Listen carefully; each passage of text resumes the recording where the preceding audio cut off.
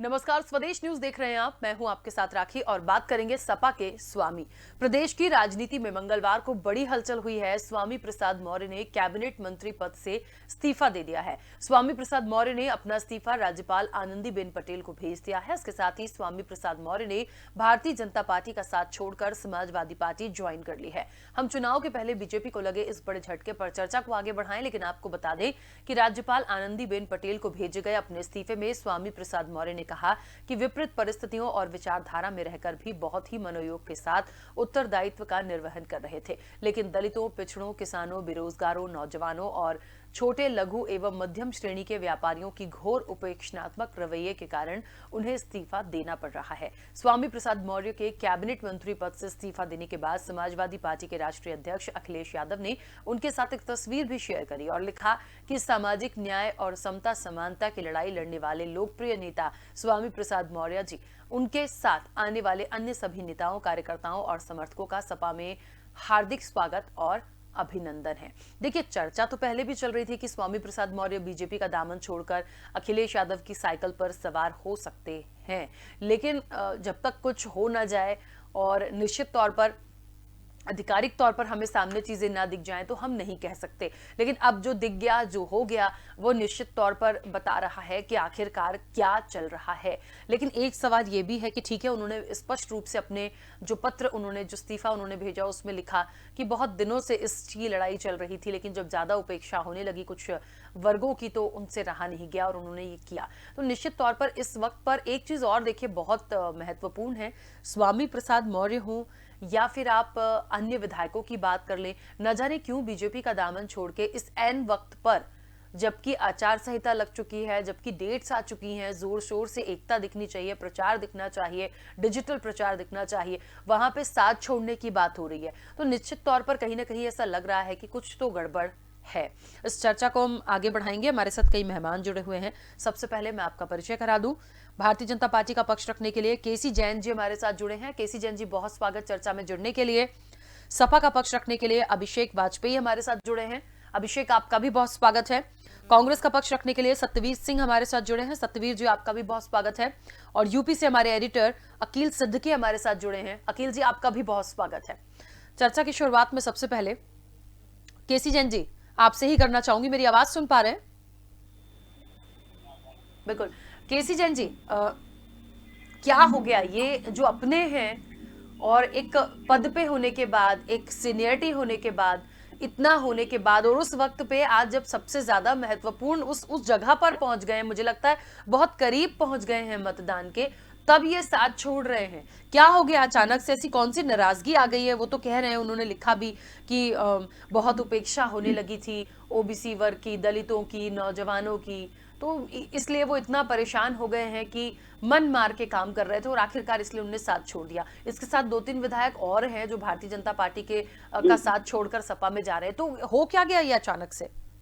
देखिए राखी जी, उन्होंने जिस प्रकार से लिखा है, लिख करके महामहिम राज्यपाल महोदया जी को जो उन्होंने पत्र दिया है, उसमें स्पष्ट किया है कि विपरीत विचारधारा में रह करके हम काम कर रहे थे। तो अगर इस तरीके की स्थिति थी तो उन्होंने क्या सोच करके पार्टी को ज्वाइन किया था? और जब उन्होंने पार्टी ज्वाइन किया था तब तो उन्होंने कहा था कि हम पार्टी में आस्था रखते हैं, पार्टी में विश्वास रखते हैं, पार्टी की नीतियों को फॉलो करते हुए हम पार्टी को ज्वाइन कर रहे हैं। और भारतीय जनता पार्टी ने पूरा उनको सम्मान भी दिया। माननीय मुख्यमंत्री जी ने, योगी जी ने उनको पूरा कैबिनेट में अपने रखा, पूरा सम्मान दिया।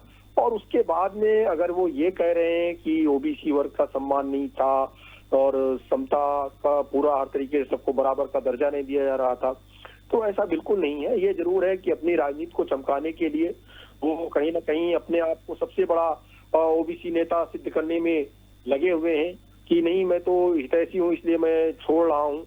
लेकिन देखिए, अब तो चुनाव की बेला है और आचार संहिता लागू हो चुकी है। अब मंत्रियों के हाथ में भी कुछ ऐसा नहीं है कि बहुत कुछ वो कर सकते हैं। तो जब उनके हाथ में कुछ करने को नहीं रहा, तब वो कह रहे हैं कि मैं पार्टी अब छोड़ रहा हूँ। अगर उनको इतनी ही चिंता थी, उनको लग रहा था कि भारतीय जनता पार्टी में वर्ग विशेष का सम्मान नहीं है, तो उनको ये निर्णय पहले लेना चाहिए था, कम से कम 1 महीने 2 महीने पहले उनको सोचना चाहिए था। लेकिन आज तक ना तो उन्होंने कोई चिट्ठी पीएमओ को लिखी, ना कोई चिट्ठी योगी जी को लिखी, ना उन्होंने तमाम सारी मीटिंगें हुई, ना तो उन्होंने उस मीटिंग में कोई बात रखी, ना तो प्रदेश अध्यक्ष जी से उन्होंने कोई बात रखी। देखिए, भारतीय जनता पार्टी वो पार्टी है जहां पर एक अनुशासन की पार्टी है।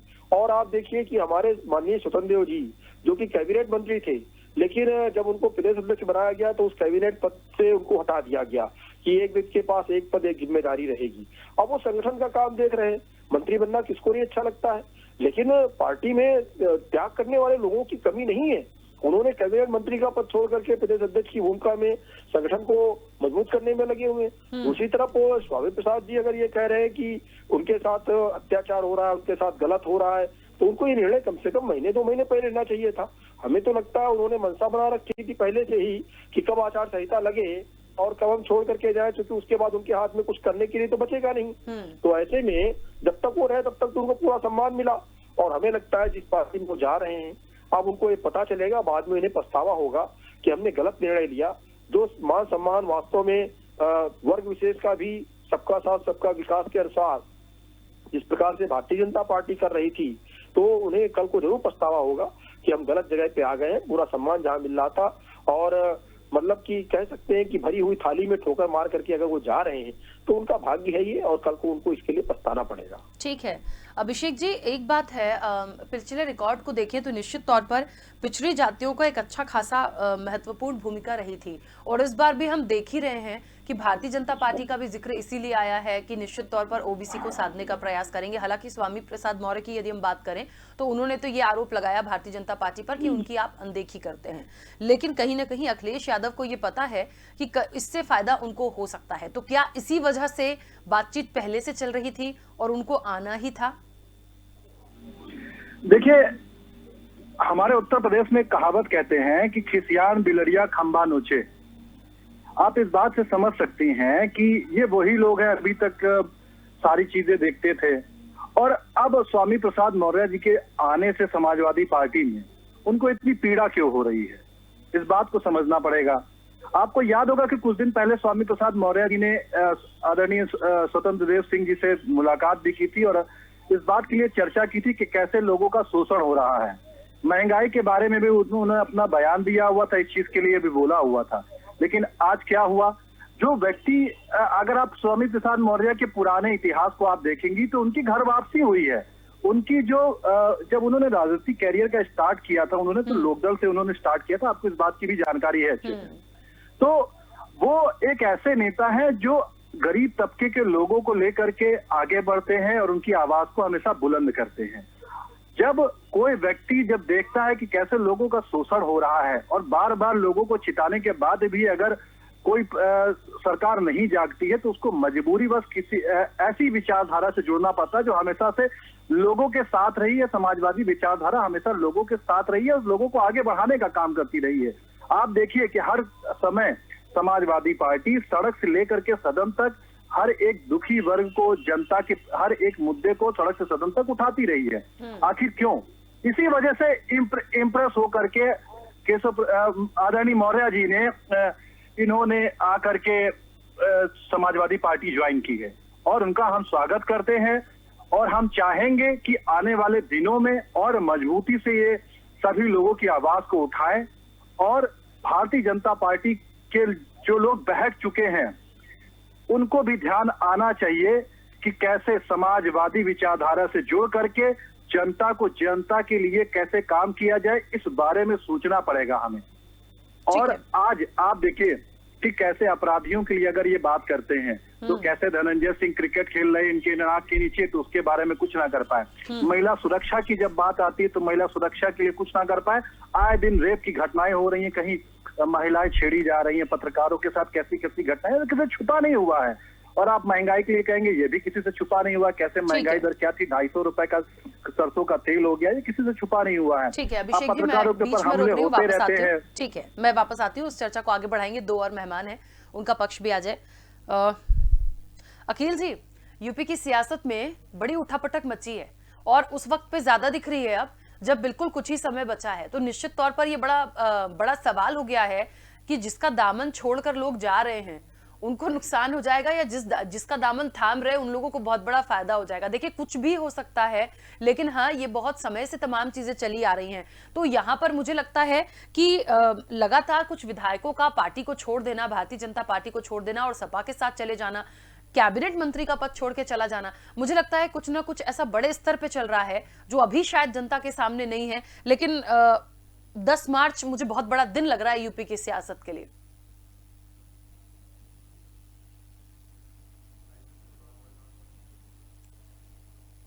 देखिए, निश्चित तौर पे स्वामी प्रसाद मौर्य कहीं ना कहीं अगर वो अपना मंत्री पद से इस्तीफा देना और दूसरे दल में जाना, ये कहीं ना कहीं उनकी एक सक्रिय राजनीति रही है। हालांकि देखिए, वो 1980 के दशक में उन्होंने अपनी राजनीति की शुरुआत की थी और जनता लोक दल से उन्होंने लगभग 8 साल उन्होंने प्रदेश अध्यक्ष का पद भी संभाला था।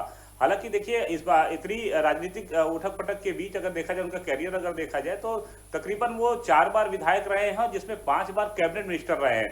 हालांकि उसके पहले उसी बीच में अगर देखा जाए तो वो नेता प्रतिपक्ष भी रहे हैं और नेता विरोधी दल भी बसपा के गवर्नमेंट में रहे हैं। बसपा ने उन्हें प्रदेश अध्यक्ष का पद भी बीच में दिया था 2012 में। तो ऐसे में कहीं ना कहीं उनकी जो सक्रिय राजनीति रही है, उसका एहसास और उसका इतिहास सबको पता है। कैबिनेट मिनिस्टर रहते हुए उन्होंने देखिए बसपा में जब रहे, उसके बाद नेता विरोधी दल के दौर पे वो आए सामने, और उसके बाद जब बसपा का उन्होंने दामन छोड़ा था तो कहीं ना कहीं सबसे पहले अगर जो नाम आया था वो आया था स्वामी प्रसाद मौर्य का, जो बीजेपी का दामन थामा था उन्होंने, जबकि 14 साल से बीजेपी उत्तर प्रदेश में सक्रिय नहीं थी। उस दल में जाने के बाद कहीं ना कहीं उन्होंने कई सीटों पे अपने सहमति जताई थी बीजेपी से मिलकर, तो उसका फायदा भी बीजेपी को हुआ था पूर्वांचल में। तो ऐसे में ये माना जा रहा है कि सबसे पहला नाम जो अब आया है बीजेपी से, जो दामन छोड़ा है, वो है स्वामी प्रसाद मौर्य का। तो स्वामी प्रसाद मौर्य को ये पता है कि हम जिस दल में जाएंगे, हम टिकटों के बंटवारे को लेकर जिस पर बात हुई है उनके अखिलेश यादव से, उसके बाद आज जिस तरह उन्होंने इस्तीफा दिया है कैबिनेट मिनिस्टर पद से, उसके बाद कहीं ना कहीं समाजवादी में अटकलें तेज हो गई और अखिलेश यादव ने भी कहा कि उनका स्वागत है, उनके सभी समर्थकों का स्वागत है। हालांकि उनकी बेटी देखिए सांसद है बीजेपी से ही, तो कहीं ना कहीं उनको उनकी जो भागदौड़ है, वो जिस दल में जा रहे हैं, उन्होंने साफ तौर पर कहा जिस दल में मैं जाऊंगा उसकी सरकार बनेगी।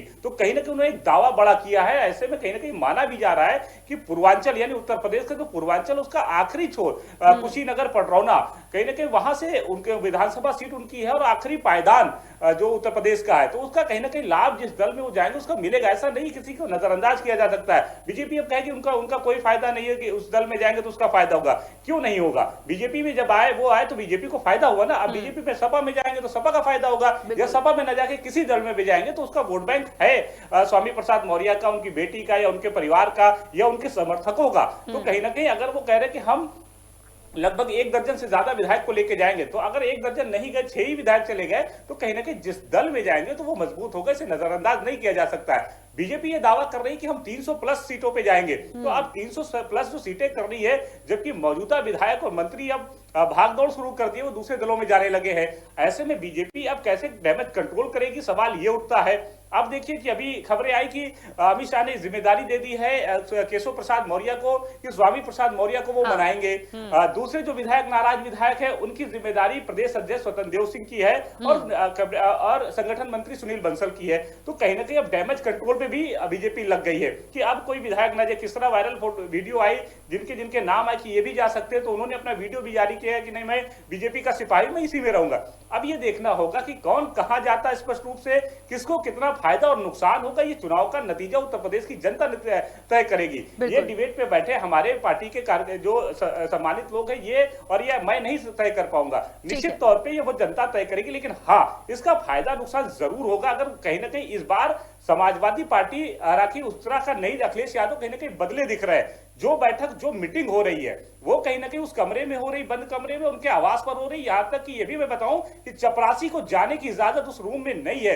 अभी तक हमें अमूमन देखने को मिला, मैं 2012 से अगर समाजवादी पार्टी को जब सत्ता में थी कवर कर रहा हूं, तब से मैं देख रहा हूं कि कहीं ना कहीं खबरें जो होती थी वो वायरल हो जाती थी, कहीं ना कहीं लीक हो जाती थी। इस बार खबरें ना लीक हो रही है, ना अंदर की बात बाहर आ रही, यानी अखिलेश यादव जो डिसीजन ले रहे हैं वो अकेले ले रहे हैं। तो इसका नतीजा यही रहा है कि कैबिनेट मिनिस्टर स्वामी प्रसाद मौर्य जैसे लोग समाजवादी पार्टी में आ रहे हैं और कई लोगों की लाइन लगी लगी हुई है। अगर दूसरा नाम अगर हम देखें तो वन मंत्री देखिए दारा सिंह, उनका भी नाम आ रहा है कि वो भी कहीं ना कहीं शामिल हो सकते हैं। तो ऐसे कहीं ना कहीं अब डैमेज कंट्रोल हो रहा, बीजेपी कैसे से कंट्रोल करेगी। बीजेपी की ये भी दावा है कि कई विधायक जो मौजूदा सपा के वो भी आने वाले हैं मकर संक्रांति के दिन, तो ये भी अब देखना होगा। लेकिन अब ये इतिहास उत्तर प्रदेश का रहा है कि कहीं ना कहीं जब चुनाव करीब आता है तो ऐसे में दल बदल शुरू हो जाते हैं। बिल्कुल ठीक है। सत्यवीर जी, कांग्रेस कैसे ले रही है इन तमाम चीजों को? कांग्रेस तो अपनी एक अलग स्ट्रेटेजी के साथ है, लेकिन यूपी की सियासत में इस समय जो देख रहे हैं हम, कांग्रेस कहां दिख रही है?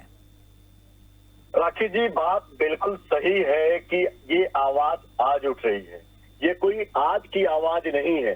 जिस तरह से भारतीय जनता पार्टी की सरकार में दलितों के साथ, नौजवानों के साथ, छात्रों के साथ, किसानों के साथ उत्पीड़न हो रहा था, ये स्वामी प्रसाद मौर्य जी भारतीय जनता पार्टी में बैठ के सत्ता की मलाई को खा रहे थे। इन्होंने आवाज क्यों नहीं उठाई? ये सच है कि भारतीय जनता पार्टी की सरकार में जितना उत्पीड़न दलितों का हुआ है, पिछड़ों का हुआ है, क्या स्वामी प्रसाद मौर्य उसमें संलिप्त थे? ये सवाल उठता है, ये प्रश्नवाचक चिन्ह है। जब दलितों के ऊपर अत्याचार हो रहा था तो स्वामी प्रसाद मौर्य कहाँ थे? ये लोग जाति के नाम पे क्षेत्रीय दलों को बढ़ावा देने वाले लोग हैं। अखिलेश यादव जी जिस दल में ये गए हैं, अखिलेश यादव जी भी अपने घर से बैठ के ट्वीट करते थे। जब सीएनआरसी का मुद्दा होता था तो अखिलेश यादव जी कहीं नहीं निकल के आए। आजमगढ़ के बिलियागंज में महिलाओं के ऊपर उत्पीड़न हुआ, अखिलेश यादव जी अपने घर में बैठे थे। ये सच है कि भारतीय जनता पार्टी की सरकार में जिस तरह से उत्पीड़न हुआ है उस पर अगर किसी ने आवाज उठाया है तो हमारी नेता प्रियंका गांधी जी ने उठाया है और कांग्रेस पार्टी के कार्यकर्ताओं ने उठाया है। हमारे उत्तर प्रदेश कांग्रेस कमेटी के अध्यक्ष के ऊपर सैकड़ों मुकदमे लादे गए हैं। ये आवाज अगर जनता की अगर कोई आवाज है, वो कोई जाति और धर्म से ऊपर उठकर, तो कांग्रेस की आवाज है जो उत्तर प्रदेश में मजबूती के साथ जनता की हक और हुकूक की आवाज को लड़ रहा है। श्रीमती प्रियंका गांधी जी ने कहा है किसानों का कर्जा माफ होगा, छात्रों और नौजवानों को रोजगार देने की बात की है, दलितों के साथ उत्पीड़न नहीं होगा। हम इसके तहत जनता के बीच में जा रहे हैं।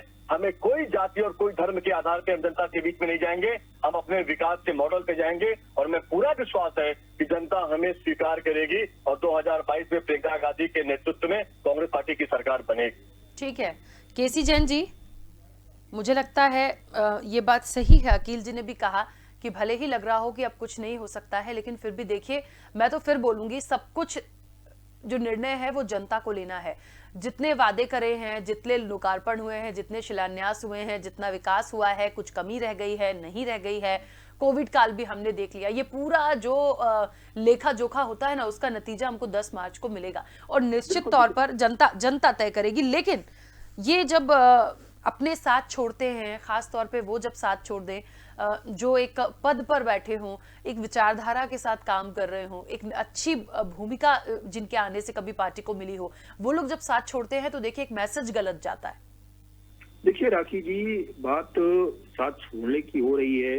अभी अखिल जी ने एक बहुत अच्छी बात कही कि देखिए अब चुनाव आ गया है, आचार संहिता लागू हो गई है, तमाम सारे लोग एक से दूसरे दल में, दूसरे से दूसरे दल में, इस तरीके की घटनाएं देखने को मिलेंगी। रही बात विचारधारा की, अगर वो इस भारतीय जनता पार्टी की विचारधारा का वो समर्थन कर रहे होते, ये अलग बात है। जिसमें उन्होंने ज्वाइनिंग की थी, जिसमें उन्हें एक भारतीय जनता पार्टी ने सम्मान दिया, तब तो वो सारी चीजें मानने को तैयार थे और उस विचारधारा के भी हो गए थे। लेकिन विचारधारा के अगर होते तो उन्होंने जो महामहिम जी को पत्र दिया है कि विपरीत विचारधारा में रह करके हमने काम किया, तो शायद ये बात नहीं आई होती।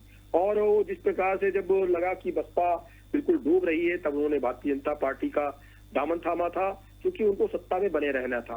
अब ये अलग बात है, देखिए नफा नुकसान की जहां तक बात है तो हमारे साथ 35 से 40 विधायक और एमएलए और एमएलसी अन्य पार्टियों से भी आए हैं, जिसमें कांग्रेस भी है, पूर्व के विधायक भी हैं, वर्तमान के कई सारे विधायक और सांसदों ने इस्तीफा देकर के भारतीय जनता पार्टी को ज्वाइन किया था। आपको याद होगा कि वो चाहे जो है बुक्कल नवाब रहे हों, अशोक वाजपेयी जी रहे हों और पूर्व प्रधानमंत्री जी के बेटे नीरज शेखर जी रहे हों, तमाम सारे लोगों ने भारतीय जनता पार्टी को ज्वाइन किया था और वो भारतीय जनता पार्टी में हैं और तन मन धन से भारतीय जनता पार्टी को जिताने के लिए वो लगे हुए हैं। तो ये अलग बात है कि तमाम सारे लोग आएंगे और जाएंगे और उसका फर्क भी पड़ता है। मैं उसको नजरअंदाज नहीं करता हूँ, उसे खारिज नहीं किया जा सकता है, लेकिन जितना हमें लगता है कि अगर कुछ लोग जा रहे हैं, 2, 4, 5 लोग, तो हम हमारी पार्टी में जो 35 से 40 लोग आए हैं, तो इनको भी कहीं ना कहीं कोई ना कोई जिम्मेदारी देनी पड़ेगी। तमाम सारे लोगों को हमको चुनाव भी लड़ना पड़ेगा, जो इस इच्छा से आए हैं कि हमें चुनाव लड़ना है। तो इन सारी चीजों को ध्यान में रखना पड़ेगा पार्टी को। और हमें लगता है, शायद इन्हें लगा कि जो महत्व अभी हमारा पार्टी में है, हो सकता है भविष्य में जब भारतीय जनता पार्टी की सरकार आए तो वो हमारा इतना महत्व ना रह जाए। क्योंकि जिस प्रकार से माननीय केशव प्रसाद मौर्य जी को जिम्मेदारी केंद्रीय नेतृत्व ने सौंपी है, उस तरीके से इन्हें लगा कि कहीं ना कहीं हमें हो सकता है वो लाभ ना मिले जो अब तक हम लाभ भारतीय जनता पार्टी में ले रहे थे। लेकिन हमें लगता है फिर कि उन्होंने एक बड़ी चूक की है, बड़ी गलती की है, उन्हें कल को पछताना पड़ेगा।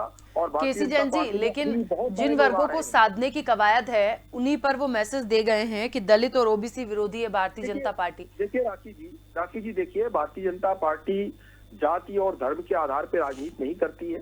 सबका साथ सबका विकास लेकर के राजनीति करती है भारतीय जनता पार्टी, और सबको महत्व दिया गया। अभी आप देखिए केंद्र में 26 मिनिस्टर बनाए गए, जिनमें से ज्यादातर संख्या ओबीसी वर्ग की थी, और ओबीसी वर्ग के लिए तमाम सारी योजनाएं भी निकाली गई, तमाम सारे लाभ भी उनको मिले। कहीं पे किसी भी प्रकार का अगर अहित था, अगर इनका निजी स्वार्थ नहीं था केशव प्रसाद मौर्य जी का, तो इन्हें कम से कम महीने 2 महीने पहले इस चीज को सोचना चाहिए था। अभी कांग्रेस ने एक बड़ा सवाल उठाया कि ये पहले क्या कर रहे थे, अगर इनको स्वयं का लाभ नहीं चाहिए तो जनता ये भी देखेगी कि अपने लाभ के लिए राजनीति कर रहे हैं, कह रहे हैं ओबीसी, अपनी जात के बारे में सोच रहे हैं, तो अपने आप को बड़ा नेता सिर्फ साबित करने के लिए कर रहे हैं या इनके दिल में कुछ है। अगर कुछ होता तो ये महीने 2 महीने पहले निर्णय लिए होते। लेकिन अपने सारे स्वार्थ सिद्ध करने के बाद और सत्ता में बने रहने के बाद, कैबिनेट मंत्री बने रहने के बाद, ये तब यहाँ से जाते हैं जब इनके हाथ में कुछ नहीं बचता है। तो इन्होंने कहीं ना कहीं इस बात का डर था कि हो सकता है कल को हमें वो लाभ ना मिले, इसलिए इधर उधर भागने का प्रयास कर रहे हैं। लेकिन कल को इनको पछताना पड़ेगा। और भारतीय जनता पार्टी में 35 से 40 एमएलए और एमएलसी मिलाकर के अब तक आ चुके हैं माननीय लक्ष्मी नारायण जी के नेतृत्व में। और इसी तरीके से लगातार अभी कई सारे लोग भारतीय जनता पार्टी में आने वाले भी हैं, लगातार भारतीय जनता पार्टी से संपर्क भी कर रहे हैं। और 2022 की इलेक्शन में हम लोग फिर से सरकार बनाएंगे, क्योंकि माननीय योगी आदित्यनाथ जी ने काम किया है। ठीक है। अच्छा, एक बात बोली थी अखिल जी, जल्दी से अपना जवाब दीजिएगा क्योंकि अभिषेक जी से मेरा एक सवाल रह जाएगा।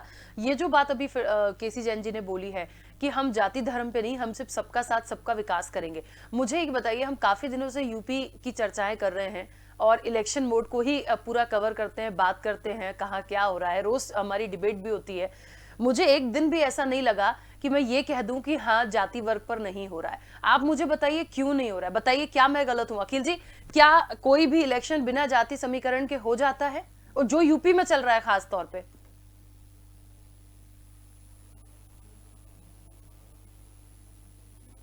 बिल्कुल राखी जी, देखिए इतिहास रहा उत्तर प्रदेश का कि बिना जात आधार पर न टिकट बंटवारा यहाँ होता है, न मंत्रिमंडल का बंटवारा होता है, न ही चुनाव होता है। तो ये कोई बीजेपी नहीं, बीजेपी हो, सपा हो, बसपा हो, कांग्रेस हो, अन्य दल हो, ये सभी उसी आधार पर ढर्रे पे लास्ट में आई जाते हैं। अगर चुनाव विकास पर होता तो विकास के मुद्दों पे केवल चुनाव लड़ा जाता। आप देखिए जात का आधार को लेकर कैबिनेट मिनिस्टर इस्तीफा देते हैं कि उनकी सुनवाई नहीं हुई, वो अब दूसरे दल में जा रहे हैं। इसका फायदा स्वामी प्रसाद मौर्य हो, चाहे पूर्व कैबिनेट मिनिस्टर ओम प्रकाश राजभर हो, दोनों उसी पूर्वांचल से आते हैं। और चाहे वो भारतीय जनता पार्टी हो, चाहे सपा हो, सभी उसी पूर्वांचल पे लगे हैं, जिसका फायदा समाजवादी पार्टी लेना चाह रही है और बीजेपी पहले से लेना चाह रही थी। हालांकि किसका फायदेमंद पूर्वांचल होगा ये वहां की जनता तय करेगी। लेकिन राखी ये इस्तीफा, ये एकदम राखी जी एकदम साफ है कि ये कहावत भी है कि अगर दिल्ली को जीतना है तो उत्तर प्रदेश जीतो, और उत्तर प्रदेश को जीतना है तो पूर्वांचल जीतो। और पूर्वांचल पे वही राजनीति फिर से शुरू हो गई है, जाति आधार पर बंटवारा टिकट का, उसी के दम पर सत्ता बनेगी। बिल्कुल ठीक है। अभिषेक जी अपनी बात रखिएगा। देखिए कांग्रेस पार्टी न 3 में है न 13 में।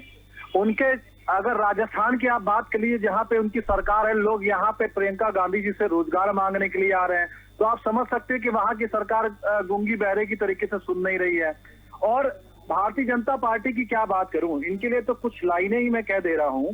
यह सरकार इस कदर आवाम पर एहसान करती है, यह सरकार इस कदर आवाम पर एहसान करती है, पहले छीन लेती है आंखें, फिर चश्मे दान करती है। तो जब जनता के मुद्दों पर अगर हम बात कहें तो ये बगले झांकने लगते हैं।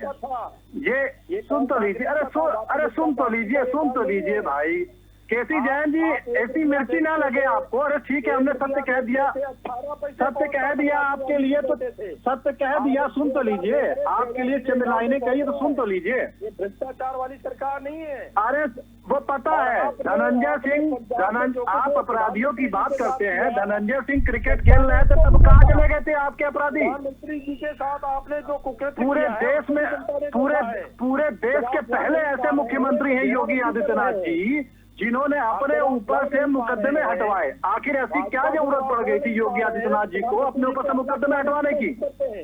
ये बताइए ना। ये आपको जनता को बताना पड़ेगा कि क्यों मुकदमे हटवाए उन्होंने। आपको जवाब देना पड़ेगा केसी जैन जी। महिला सुरक्षा पे आप बात नहीं कर सकते हैं, बेरोजगारों के लिए आप बात नहीं कर सकते हैं, किसी भी मुद्दे पे आप बात करने लायक नहीं है। और मैं आपको याद दिला दूं, अभी आपको याद दिला दूं, ई श्रम योजना, सुन लीजिए, ई श्रम योजना में 500 रुपए के लिए स्नातक व परा स्नातक जो श्रमिक बेचारे श्रमिकों के लिए जो रजिस्ट्रेशन हो रहा था, वो ग्रेजुएट से ज्यादा लोग। चलिए अभिषेक जी और केसी जैन जी, बस ठीक है, सत्यवीर जी का पक्ष आने दीजिए, समय की सीमा है। ठीक है रजिस्ट्रेशन करवा चुके हैं। ये होना ही था, होता ही है, रोज ही होता है, होगा। अभी तो इलेक्शन में भी बहुत सारी चीजें दिखेंगी। ठीक है सत्यवीर जी, समय की सीमा है, अपनी बात रखिएगा। राखी जी, मुझे बहुत खुशी है कि प्रियंका गांधी जी ने कहा कि 40% महिलाओं को आरक्षण देंगे। समाजवादी पार्टी और भारतीय जनता पार्टी को महिलाओं के बारे में बात करने पे विवश किया है। जिस तरह से महिलाओं के ऊपर उत्पीड़न और अत्याचार, महिलाओं के साथ बलात्कार करके हत्या करने का काम समाजवादी पार्टी और भारतीय जनता पार्टी की सरकारों में होता चला आया है। प्रियंका गांधी जी ने आवाज उठाई है, नौजवानों को रोजगार देने की बात प्रियंका गांधी जी ने करी है। भारतीय जनता पार्टी और समाजवादी पार्टी के कैंडिडेट तो मिल नहीं रहे हैं, कैंडिडेट तो होने के लिए मिल नहीं रहे हैं, सरकार कहाँ से बनाई है? लेके जाइए, हमारे यहाँ के जितने भी सगे कारतूस है सब आप क्या जा रहे हैं? अरे कह तो रहे हैं, आपके यहाँ कैंडिडेट ही नहीं मिल रहे हैं, तो सरकार कहाँ से बनाएंगे आप? आपसे मैं कह रहा हूँ कि जितने सगे कारतूस है आप लेके जाइए और उनको बारूद बना के आप लगाइए, और खुश होंगे, साबित होंगे, आप समझ के रखिएगा। चलिए वही तो कह रहे हैं। अच्छा है, अपनी अपनी पार्टी के लिए और अपने अपने दावों के लिए कभी कभी ये नोक झोंक भी अच्छी लगती है। ठीक है, खैर समय की सीमा है। आप सभी मेहमानों का बहुत शुक्रिया इस चर्चा में जुड़ने के लिए। देखिए कैसी नोक झोंक है, और निश्चित तौर पर ये है क्योंकि सत्ता में आना है, अपनी पार्टी के लिए अच्छा बोलना है, लेकिन ये नहीं सोच रहे हैं आप कितना अच्छा बोल लीजिए, कुछ भी कर लीजिए, साथ आपका छूट रहा है, जिनका छूट रहा है, जिनके साथ जा रहे हैं, दोनों के लिए है। और कांग्रेस के लिए तो कह दिया कि इनको तो कैंडिडेट ही नहीं मिल रहे हैं। तो देखिए सबकी अलग अलग कहानी है, जनता जनार्दन के हाथ में सब कुछ है कि आखिरकार क्या होगा आगे। फिलहाल चर्चा में इतना ही, बने रहिए स्वदेश न्यूज के साथ, सबसे पहले देश।